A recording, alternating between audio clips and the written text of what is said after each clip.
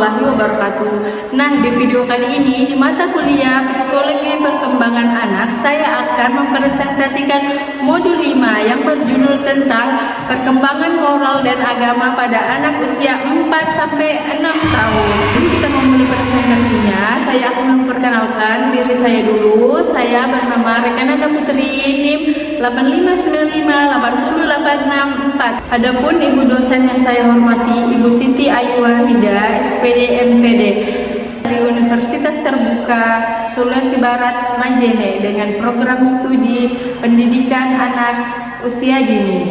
Nah, karena perkenalan saya sudah selesai, mari kita menonton atau melihat saya menjelaskan tentang perkembangan moral agama pada anak usia 4 sampai 6 tahun. Menjelaskan dasar teori perkembangan sosial emosional anak pada usia 4 sampai 5 tahun. Yang pertama, saya jelaskan tentang tahap perkembangan menurut Erikson. Menurut Erikson, anak usia 4 sampai 5 tahun berada pada tahap inisiatif vs guilt atau disebut dengan inisiatif vs kesalahpahaman, di mana mereka cenderung ingin mengawali aktivitas sendiri, ekspresikan imajinasi mereka dan berinteraksi dengan teman sebaya. Anak ditekan, maka mereka itu akan merasakan kesalahpahaman, cenderung berkecil hati atau murung. Pada usia 4 sampai 5 tahun, anak mulai memasuki tahap awal industri vs inferiority atau disebut dengan kerja keras dan rendah diri. Mereka akan menunjukkan kemampuan dan menerima pujian dari orang. Selanjutnya, kompetensi sosial emosional utama meliputi kesadaran diri, mengenal perasaan dan ciri-ciri diri, pengelolaan diri, mengendalikan emosi dan perilaku, kesadaran sosial, memahami perasaan orang lain dan aturan sosial, dan pembelajaran untuk mengembangkan aspek emosional.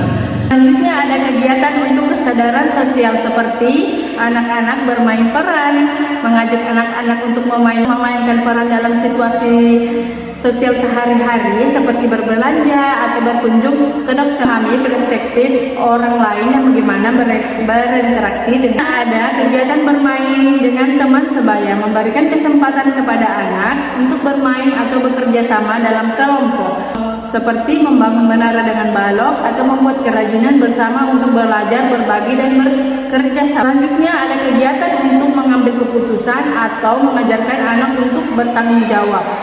Memecahkan masalah, memberikan anak masalah sederhana yang sering terjadi seperti bagaimana membagi dengan teman atau berbagi dengan orang-orang, bisa bagaimana anak menangani masalah dan meminta mereka untuk berpikir dan memberikan solusi. Selanjutnya ada kegiatan berkebun. Kegiatan berkebun memberikan anak-anak kesempatan untuk merawat tanaman sehingga mereka belajar tentang tanggung jawab dan konsekuensi dari tindakan mereka. Selanjutnya ada kegiatan manajemen hubungan.